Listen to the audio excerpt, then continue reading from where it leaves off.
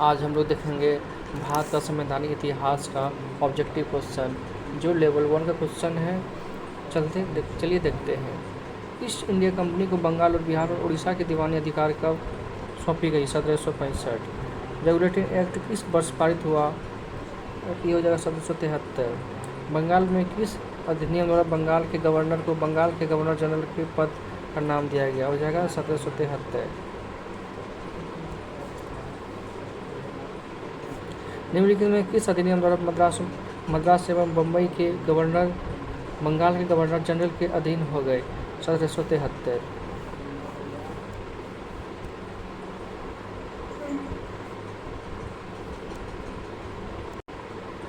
निम्नलिखित में किस अधिनियम ने कंपनी को भारत के राजस्व, नागरिक और सैन्य मामलों की जानकारी ब्रिटिश सरकार को देना अनिवार्य कर दिया गया? 1773।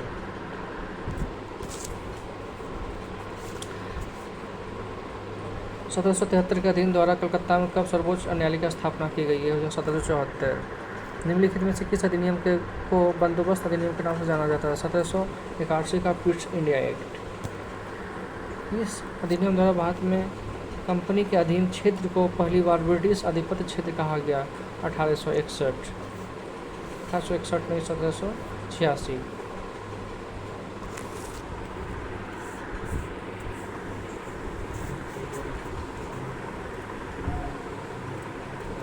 निम्नलिखित में किस अधिनियम में कलकत्ता में सर्वोच्च न्यायालय की स्थापना की गई? 1773 का रेगुलेटिंग एक्ट। पिट्स इंडिया एक्ट किस वर्ष पारित किया गया? पिट्स इंडिया एक्ट 1784 में पारित किया गया था। किस अधिनियम के द्वारा ब्रिटिश संसद ने चाय और चीन के साथ व्यापार को छोड़कर ईस्ट इंडिया कंपनी के भारत के साथ व्यापार एकाधिकार को समाप्त कर दिया? यह जगह 1813 का चार्टर अधिनियम। ब्रिटिश इस संसद के किस अधिनियम ने भारत में व्यापार पर ईस्ट इंडिया कंपनी के एकाधिकार को समाप्त कर दिया गया? हो जाएगा ये 1813 का चार्टर एक्ट। ब्रिटिश मिशनरियों को भारत में बसने की अनुमति प्रदान की गई थी? यह हो जाएगा 1813 का चार्टर एक्ट। ब्रिटिश सरकार के द्वारा किस अधिनियम में सबसे पहली बार भारत में शिक्षा के लिए 1 लाख रुपए दिए गए? यह हो जाएगा 1813 का चार्टर एक्ट। भारत के गवर्नर जनरल के पद की व्यवस्था का प्रावधान सर्वप्रथम ये हो जाएगा चार्टर एक्ट 1833। इस अधिनियम द्वारा भारत की स्थानीय सरकारों को व्यक्तियों पर कर लगाने के लिए अधिकृत कर दिया गया? हो जाएगा 1813 का चार्टर एक्ट, 1813 का अधिनियम। ठीक है। निम्नलिखित में किस अधिनियम द्वारा भारतीय केंद्रीय विधान परिषद में स्थानीय प्रतिनिधित्व प्रारंभ किया था? हो जाएगा 1853 का अधिनियम।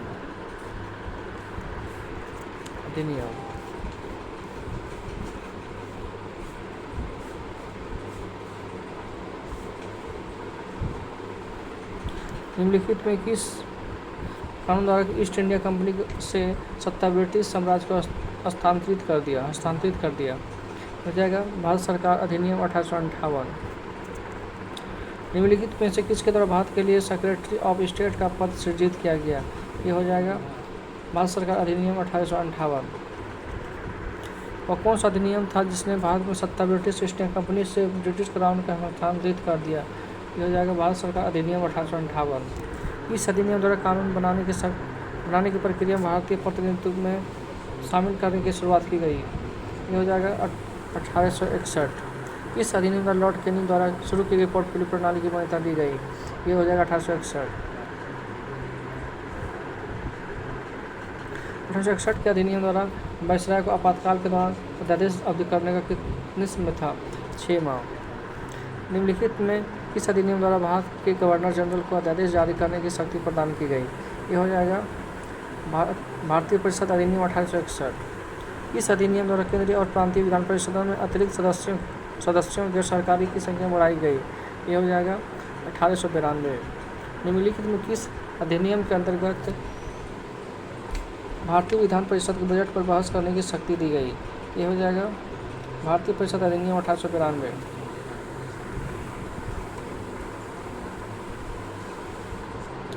निम्नलिखित में पहली बार किस अधिनियम द्वारा भारतीय को वायसराय और गवर्नर के कार्यकारी परिषद को एसोसिएशन बनाने की प्रावधान किया गया? ये हो जाएगा 1909 के अधिनियम द्वारा वायसराय की कार्यपालिका परिषद में प्रथम भारतीय सदस्य के तौर पर किसे चुना गया? सत्येंद्र प्रसाद सिन्हा को। ब्रिटिश भारत में सांप्रदायिक प्रतिनिधित्व की व्यवस्था निम्नलिखित में किस अधिनियम द्वारा दी गई?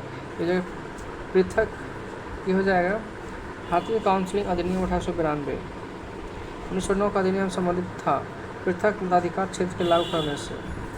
भारत में सांप्रदायिक चुनाव प्रणाली क्यूमुलेटिव इलेक्टोरल सिस्टम का सबसे पहले रटोर द्वारा शुरू किया गया। यह हो जाएगा मार्लोमेंटो रिफॉर्म्स 1909। भारत में पहली बार सांप्रदायिक प्रतिनिधित्व की शुरुआत किसके द्वारा की गई? ये हो जाएगा मार्लोमेंटो सुधार 1909। भारत में पहली बार सांप्रदायिक निर्वाचन प्रणाली कब आरंभ की गई? ये हो जाएगा 1909। मुसलमानों के लिए अतिरिक्त निर्वाचन मंडल में प्रारंभ में किसके द्वारा लाया गया था? ये हो जाएगा मार्लोमेंटो सुधार 1909। 1909 के इंडियन काउंसिलिंग एक्ट में किस बात की व्यवस्था की गई थी? ये हो जाएगा सांप्रदायिक प्रतिनिधित्व।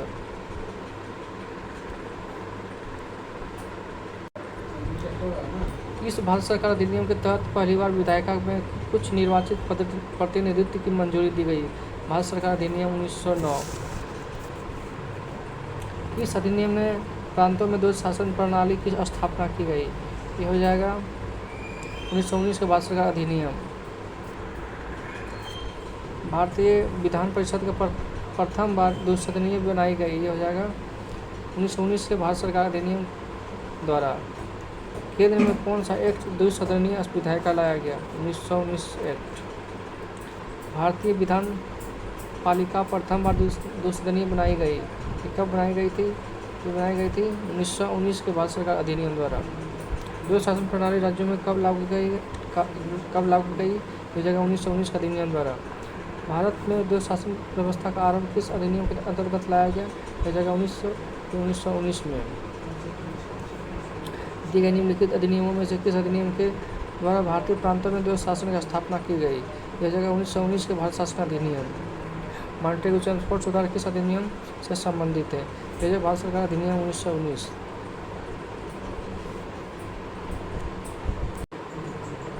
निम्नलिखित में से किस अधिनियम द्वारा पहली बार केंद्रीय बजट को राज्य के बजट से अलग कर दिया गया? यह हो जाएगा 1919। इस अधिनियम के द्वारा वैधानिक आयोग का गठन किया गया जिसका कार्य प्रति 10 वर्ष के बाद संवैधानिक सुधारों पर अपनी रिपोर्ट प्रस्तुत करना था। यह हो जाएगा 1919। मॉन्टेगू चेम्सफोर्ड सुधार में प्रावधानों का सार था। यह जगह प्रांतों में दोहरा शासन। इस अधिनियम को मॉन्टेगू चेम्सफोर्ड सुधार के नाम से जाना जाता है। ये हो जाएगा भारत शासन अधिनियम 1919। भारतीय विधान पालिका प्रथम बार द्विसदनीय बनाई गई। हो जाएगा 1919 के भारत सरकार अधिनियम द्वारा। 1919 के अधिनियम द्वारा किस वर्ष लोकसभा आयोग का गठन किया गया? हो जाएगा 1926। एक संघीय व्यवस्था और केंद्र में द्वैध शासन में भारत में लागू किया गया। हो जाएगा 1935 के अधिनियम द्वारा। अखिल भारतीय महासंघ स्थापित करने का प्रावधान शामिल था। यह हो जाएगा भारत सरकार अधिनियम 1935। निम्नलिखित में से किस अधिनियम ने भारत पर संघीय शासन की व्यवस्था की शुरुआत की गई? 1935।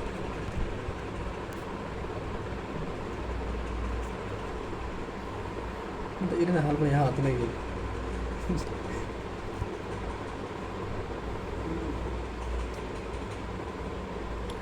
1935 के अधिनियम द्वारा स्थापित संघ में अवशेष शक्तियाँ किसको दी गई? ये हो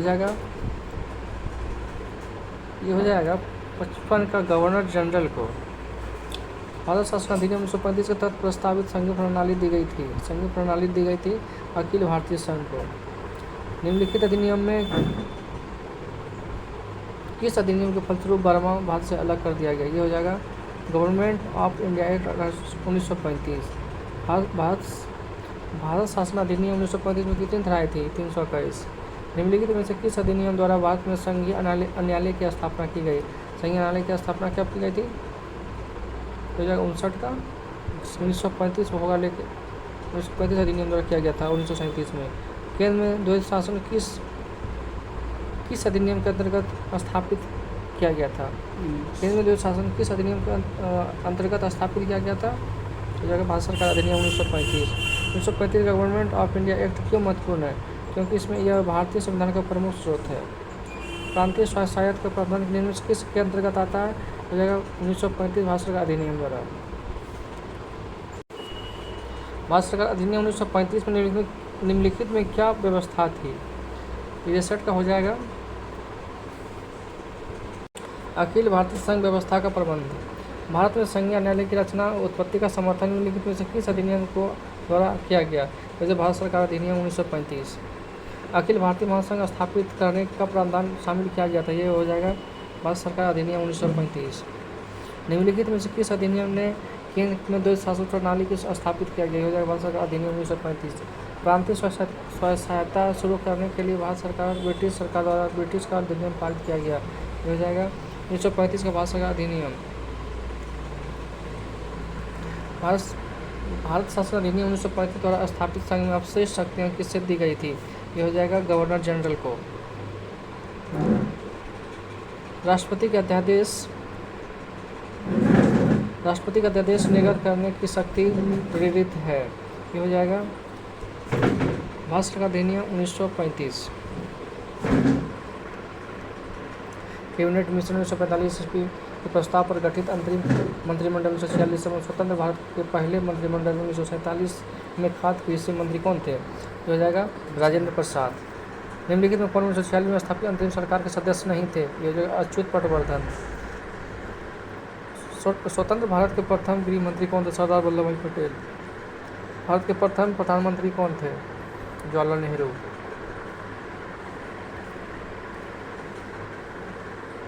इसके बाद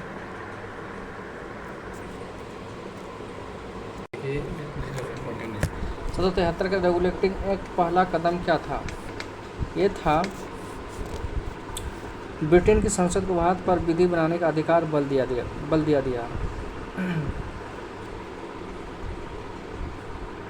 1773 के विनियमन अधिनियमों के दोषों को दूर करने के लिए ब्रिटिश संसद द्वारा पारित किया गया कौन सा अधिनियम है जो ईस्ट इंडिया कंपनी अधिनियम 1784 के नाम से भी जाना जाता है? Pitt's India act. का Pitt's India act British East India company को वाणिज्य और राजनीतिक कार्यों को बीच अंतर करता था, ये हो जाएगा 1784।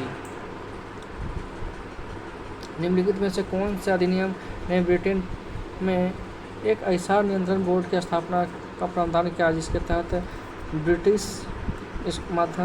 सरकार भारत में ईस्ट इंडिया कंपनी के दीवानी और सैनिक राजस्व संबंधी सभी मामलों पर पूरी तरह नियंत्रित रख सके? ये हो जाएगा 1833 का चार्टर अधिनियम।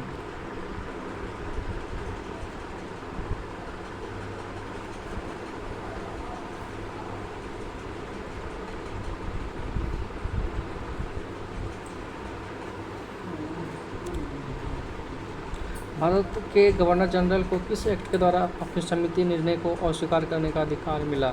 ये हो जाएगा 1773 का रेगुलेटिंग एक्ट। इस अधिनियम ने भारतवासियों को अपने देश के प्रशासन में कुछ हिस्सा लेने को असंभव बनाया, ये हो जाएगा गवर्नमेंट ऑफ इंडिया एक्ट 1858। 1853 के अधिनियमों के संबंध में निम्नलिखित में से कौन सा कथन सही है? हो जाएगा इसके आप देखिए कौन होगा। इसके द्वारा गवर्नर जनरल के नई विधान परिषद का गठन किया गया। इसके भारत विधान परिषद कहा गया। हाँ, इसने सिविल सेवकों की भर्ती एवं चयन हेतु खुली प्रतियोगिता व्यवस्था आरंभ किया गया। हाँ, समझा सी दोनों सही है। निम्नलिखित कथनों पर विचार कीजिए। 1858 का अधिनियम 15 सदस्यीय परिषद का गठन किया गया।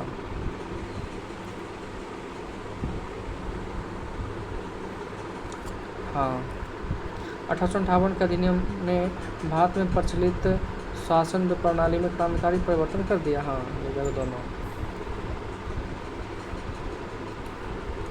भारत में प्रतिनिधि सरकार की नींव किस अधिनियम द्वारा रखी गई थी? ये हो जाएगा भारत परिषद अधिनियम 1861।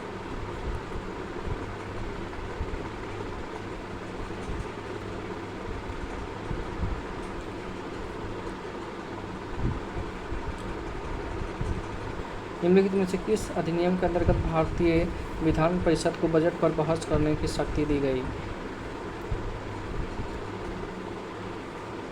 ये हो जाएगा भारतीय परिषद अधिनियम 1892। निम्नलिखित में किस एक अधिनियम में सिख, यूरोपियन और भारतीय क्रिश्चियनों के लिए सांप्रदायिक निर्वाचन शामिल किया गया? ये हो जाएगा 1919 का भारत शासन अधिनियम। 1919 अधिनियम। निम्नलिखित में से उदारवादियों को कौन सी एक पार्लियामेंट्री सुधार में स्वीकार की गई? ये हो जाएगा परिषदों का आकार का विस्तार। भारत का संविधान लागू होने तक स्वतंत्रता के पश्चात इसका शासन किसके अंतर्गत चलाया गया?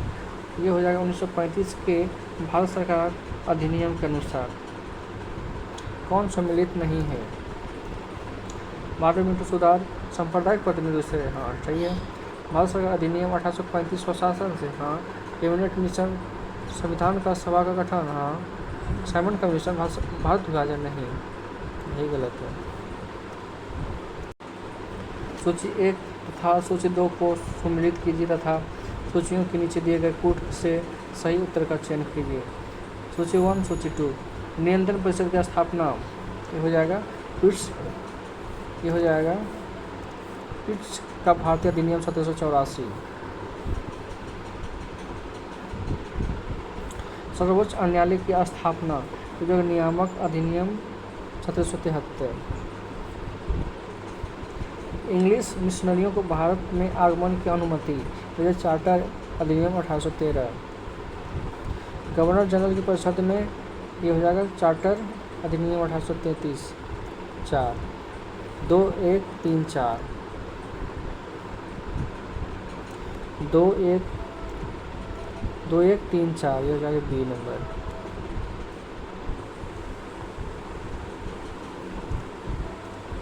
चार्टर 1813 के संबंध में निम्नलिखित में कथनों पर विचार कीजिए। इसने भारत में ईस्ट इंडिया कंपनी के व्यापार एकाधिपत्य को चाय का व्यापार तथा चीन के साथ व्यापार को छोड़कर समाप्त कर दिया। हाँ, ये सही हो जाएगा। इस कंपनी द्वारा अधिकार में लिए गए भारतीय राज्य क्षेत्रों पर ब्रिटिश राज की संप्रभुता को शेड्यूल बनाए रखा। हाँ, भारत का राजस्व अब ब्रिटिश संसद के नियंत्रण में आ गया था, नहीं। 1 और 2 सिर्फ सही है।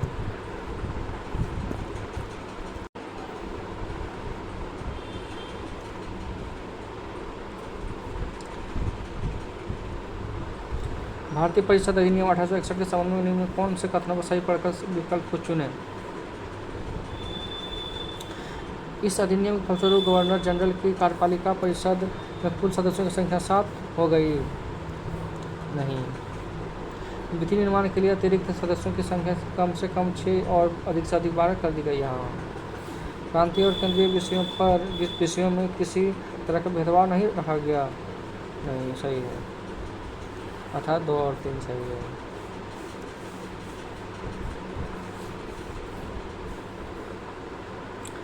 सम्मिलित कीजिए। द इंडियन काउंसिलिंग एक्ट 1892, ये हो जाएगा निर्वाचन के सिद्धांत की शुरुआत। 2 द इंडियन काउंसिलिंग एक्ट 1909, ये हो जाएगा मुसलमानों के लिए पृथक निर्वाचन। 4 भारत सरकार अधिनियम 1919, ये हो जाएगा प्रांतों में द्वैत शासन। 3 भारत सरकार अधिनियम 1935, ये हो जाएगा प्रांतीय स्वच्छता की शुरुआत। 1 मतलब 2 4 3 1 2 4 2 4 3 1 2 4 3 1, ये हो जाएगा ए नंबर में।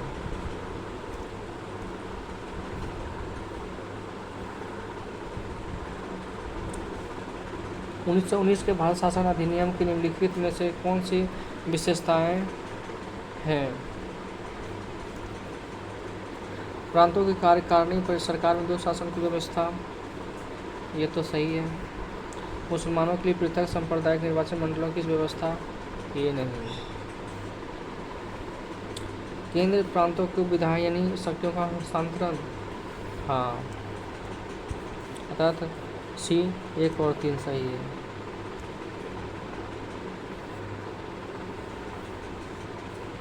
भारत सरकार अधिनियम 1919 में प्रांतीय सरकार के कार्य आरक्षित रिजर्व और अंतरित ट्रांसपोर्ट विषय अंतर्गत बांटे गए थे। निम्नलिखित में से कौन सा आरक्षित विषय माने गए? ये हो जाएगा अन्य प्रशासन।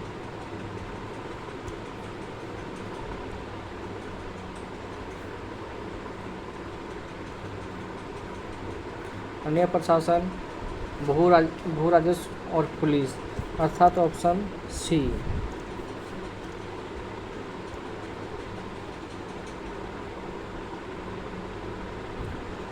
भारतीय इतिहास के संबंध में द्वैध शासन डायआर्की सिद्धांत किसे निर्दिष्ट किया गया? ये जगह प्रांतों में प्रत्यायोजित विषयों पर दो वर्गों का विभाजन। निम्नलिखित कथनों पर विचार कीजिए। 1919 के मांडलिक उच्चारण प्रस्तुत में किस वर्ष से अधिक आयु की सभी महिलाओं के लिए मताधिकार की संस्तुति की गई? नहीं। 1935 के गवर्नमेंट ऑफ इंडिया एक्ट में विधानमंडल में महिलाओं के लिए आरक्षित स्थानों पर प्रावधान किया गया। ये हो जाएगा हाँ।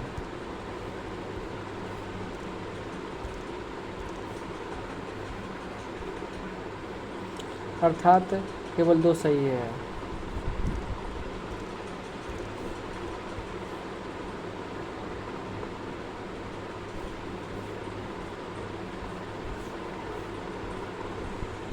निम्नलिखित में से एक भारत सरकार अधिनियम 1935 के मुख्य विशेषताओं में से नहीं है।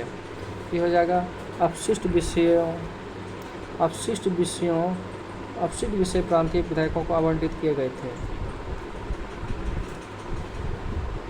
द इंडियन काउंसिल एक्ट भारतीय परिषद अधिनियम 1861 के बारे में निम्नलिखित में से कौन से कथन सही हैं? इसने कानून बनाने के प्रयोजन में गवर्नर जनरल की परिषद का विस्तार किया। हाँ। गवर्नर जनरल के सदस्य की संख्या वृद्धि करने के लिए प्राधिकृत किया गया। नहीं। इसका आंसर सी केवल 1 हो जाएगा। धन्यवाद।